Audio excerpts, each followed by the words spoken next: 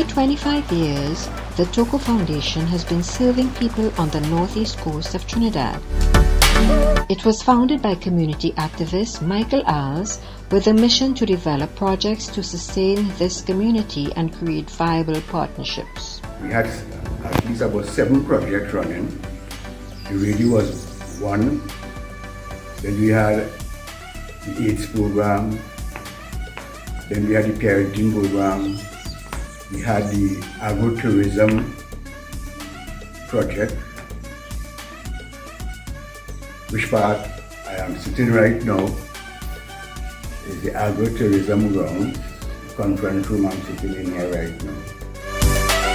Over the years, its efforts have been recognized with accolades both at home and abroad. Among them, the President's 2006 Hummingbird Gold Medal Award for Community Service. The Agro-Tourism Center is a foundation stone of the organization. Set in a 7-acre property surrounded by a lush garden with fruit and vegetable trees. Its centerpiece is a guest and conference center with accommodation for gatherings of any size up to 50 persons. On the first floor are 8 private rooms with accommodation for 3 to 4 persons each.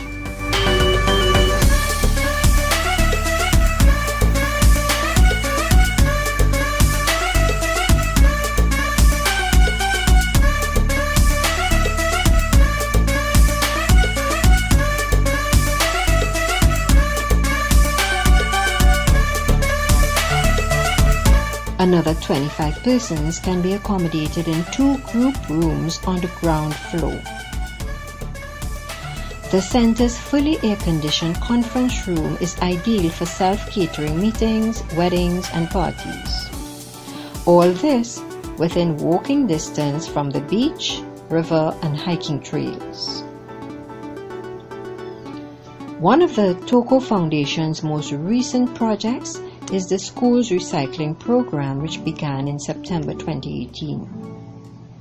I go into the schools and educate the students about recycling, reusing, reducing. They are very receptive, yes, because as I often say, growing up in Toco, recycling was not a part of our everyday lives. But because of the implementation of the program, parents, teachers, students have access to recycling from Matura to Matlat, and they are doing such a wonderful job. I know we focus on the 3 R's to reduce, reuse, and recycle, making recycling our focus.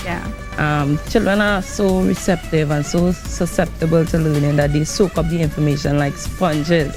Working with schools from Matura to Matlat, the program yielded over 600,000 recyclable pieces in its first 18 months.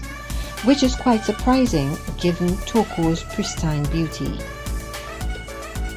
The school's recycling competition is a 4-week challenge.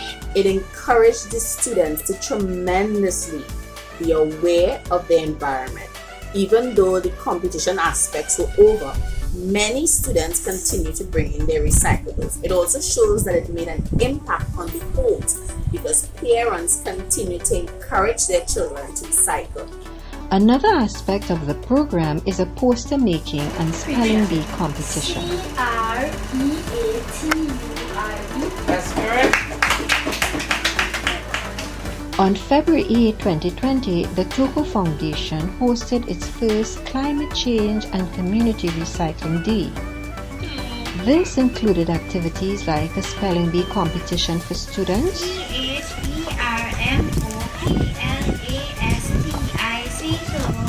That is correct.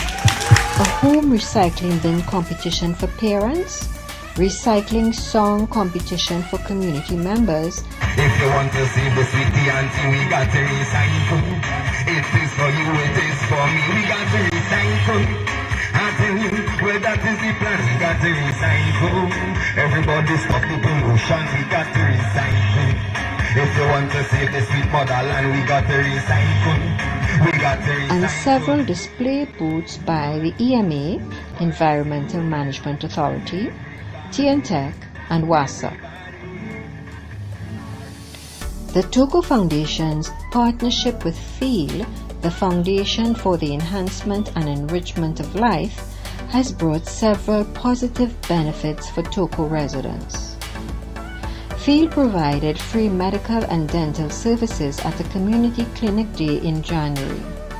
They also support the school's recycling program with prizes to students and parents.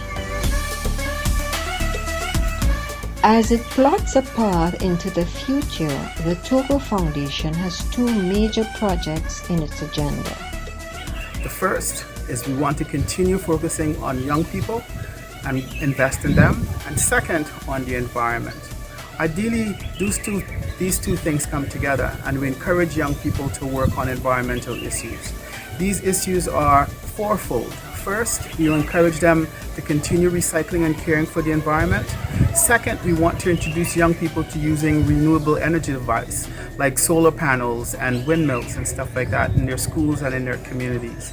In addition to that, we want to encourage them to care for the waterways, the rivers and the streams and the watersheds in our community, and let them know the importance of that and how important it is to care for that.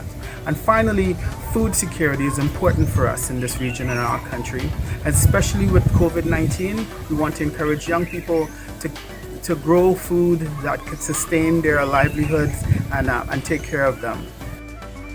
The foundation is constantly looking for partners and collaborators.